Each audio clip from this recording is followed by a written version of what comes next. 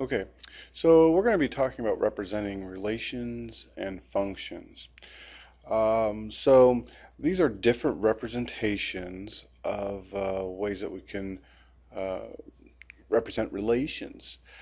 On the left here, we have a variety of ordered pairs. So here we have -2 and 2, and -2, -2, 0, 1, so forth.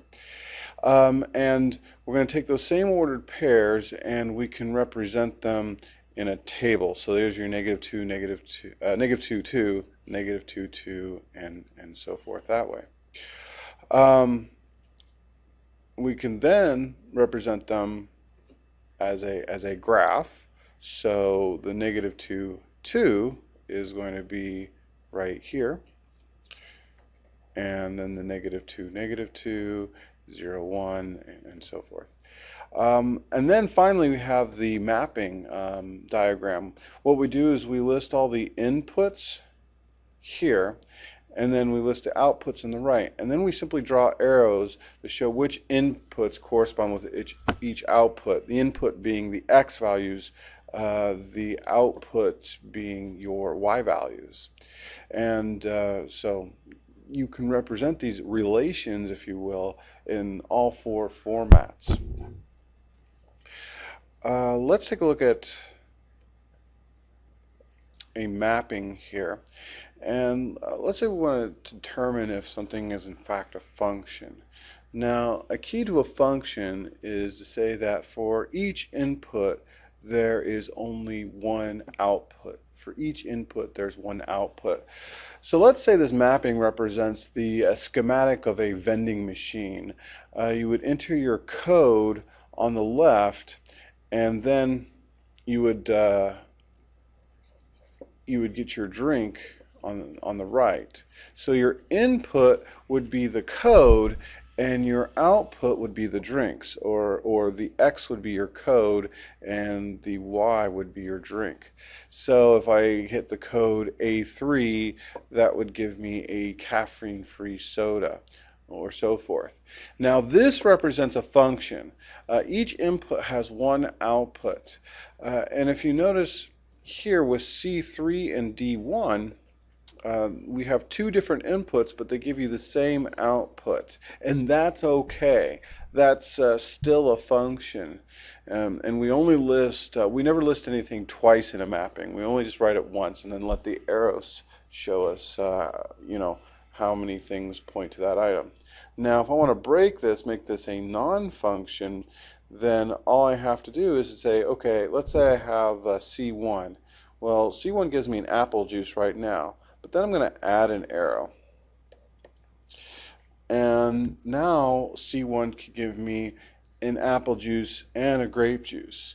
And that doesn't make sense. Assuming a vending machine works correctly, you can't enter a code and get two different things at once. It doesn't make sense. So it is no longer a function. So for each x value, you can only get one y value. You can't have an x value give you two different y values. Then it's no longer a function. So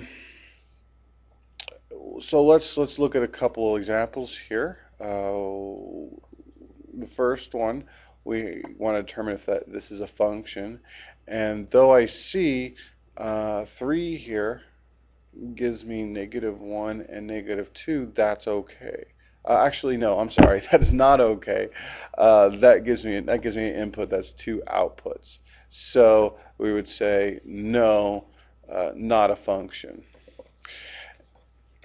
The bottom one, part B, okay, here each single input gives you exactly one output. So 3 gives me the 5, a 0 only gives me a 5, a 2 gives me a 1, and a 6 gives me a -8. So yes, this is a function. Is a function.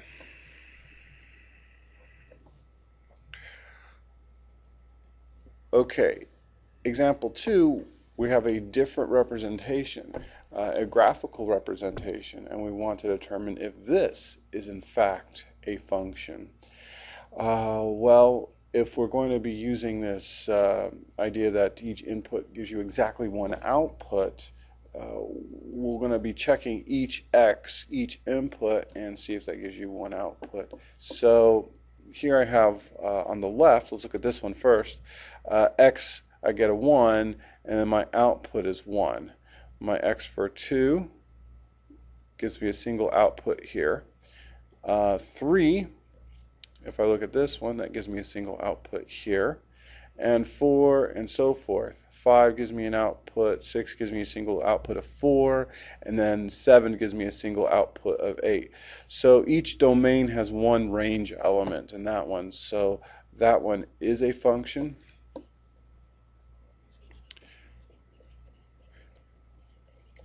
And the left one, let's go through the same check here. So 1 gives me 1, and that's going to be one input for one output. And then 2 gives me 2, and then 3, and then 5, and then 6. So 2, my input is giving me 4 different outputs. So I can conclude right there that is not a function.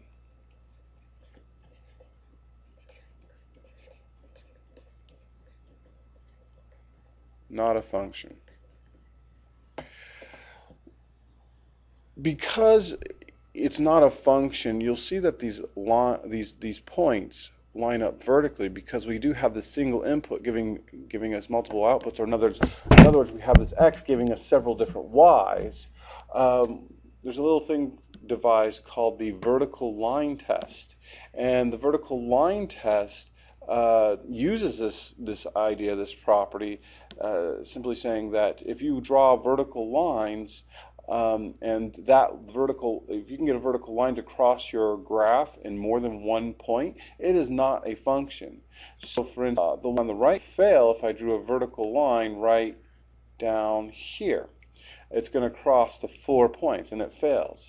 But if we look at the right one, it's going to pass. It doesn't matter where I draw my vertical line, here, well, that's not very vertical, here, or here, or wherever, it's only going to cross 1 point at most.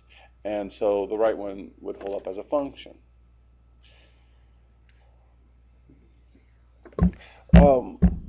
So here we have an equation, a function. Well, it's in function notation. It doesn't mean that it's necessarily a function. F of x is equal to negative 2x cubed plus 5 represent a function. Well, you're going to be expected to be able to do something like this without a calculator. And so let's go ahead and try this by building a table and then graphing it and seeing what we get. So I'm going to start off by substituting in some x values here and just kind of get a feel for what this looks like. So let me try negative 2, negative 1, 0, 1, 2. I'll just kind of start in the middle, middle values here, get a couple on the negative, a couple on the positive, and we'll see what happens. So I'm going to do f of negative 2 is equal to negative 2 times negative 2 cubed. Notice how I put the negative 2 in parentheses because I'm substituting that whole value in for x. And we'll evaluate that as negative 2 times negative 8 plus 5. Negative 2 times negative 8, that gives us 16 plus 5, and that's going to give us 21. Wow, that's a big number. My graph only goes up to 10, so I'm just going to improvise here. So let me fill this in. This is going to be positive 21. And so when this is negative 2, this is like up 10. And my point's going to be like way up here. Okay. let me highlight out, let me do that different color here so you can see that. So my point's going to be like up here. Then I would do -1 and just do that same process. So f of -1 is equal to -2 times -1 cubed plus 5. So that's going to be -2 times -1 plus 5. So 2 plus 5, and that's a much more reasonable value here of 7. So -1 and 1, 2, 3, 4, 5, 6, 7. Let's see, 1, 2, 3, 4, 5, 6, 7. There we go. All right, so I have my second point. If I were to substitute in 0, so I'm just going to go ahead and fill this out real quick, the remainder of it. If I were to substitute in 0, I would end up getting 5. And then if I were to substitute in 1, I would end up getting 3. 1, 3. And 2, -11, which will be about here. Now, if I were to graph these points,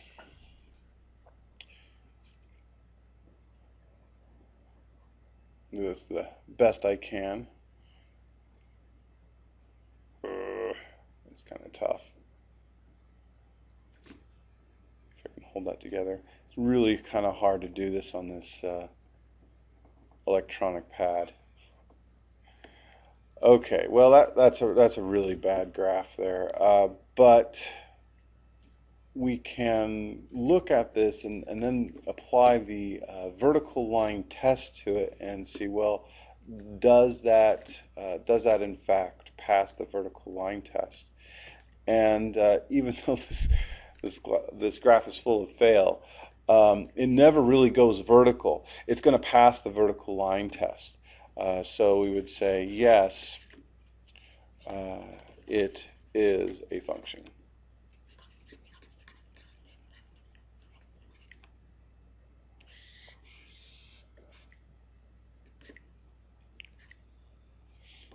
Okay, so that's representing relations and functions.